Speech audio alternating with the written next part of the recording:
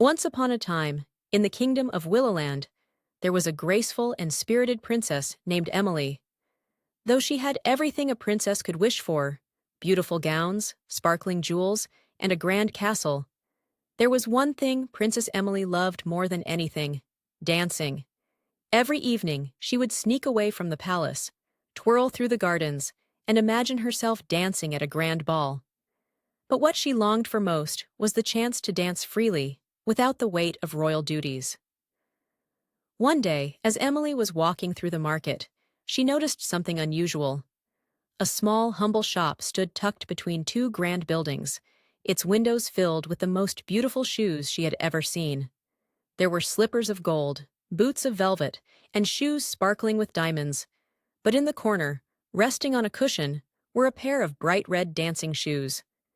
Intrigued, Emily entered the shop, where an old woman sat behind a counter, her eyes twinkling with secrets. "Ah, Princess Emily," the woman said, as though she had been expecting her.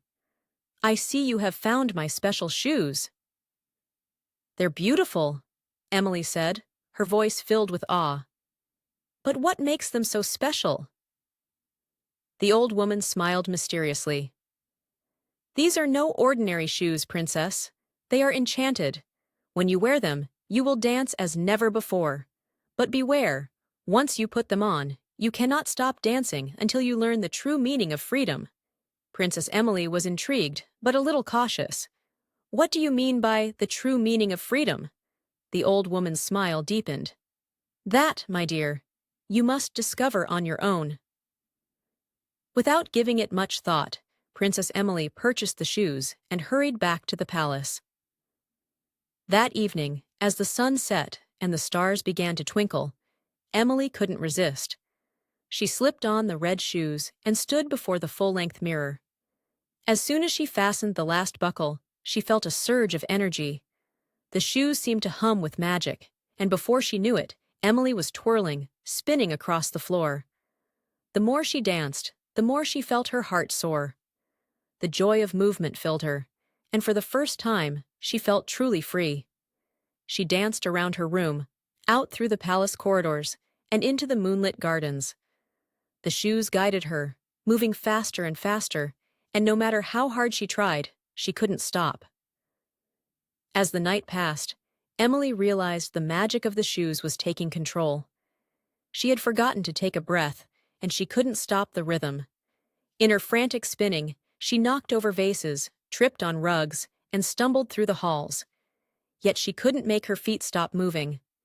Exhausted and dizzy, Emily collapsed onto a bench in the garden, unable to still her feet. As dawn broke, the red shoes finally slowed to a stop. Emily sat there, catching her breath, thinking about the old woman's words. "The true meaning of freedom," she whispered to herself. What was it? Was it dancing without rules or constraints? Or was there more to it than just the joy of movement? In the days that followed, Emily wore the shoes again and again, each time learning something new. She realized that freedom wasn't just about dancing, it was about finding balance. She couldn't dance endlessly without rest, just as she couldn't live without responsibility. True freedom, she understood, was knowing when to dance and when to pause, when to take care of others, and when to take care of herself. Finally, after weeks of dancing, Emily returned to the old shop and found the woman waiting for her. "You have learned, Princess," the woman said, her eyes gleaming with pride. "The shoes were never about the dance. They were about teaching you to find freedom in balance." With a grateful heart, Emily returned the red shoes to the old woman, knowing that they had helped her discover not just the magic of dance, but the importance of living life with harmony. From that day on, Princess Emily danced whenever she wanted, whenever her heart felt light, but she also took moments to rest and reflect. And as the people of Silverbrook watched their princess with admiration, they too learned that true freedom lies in balance, in knowing when to dance and when to be still.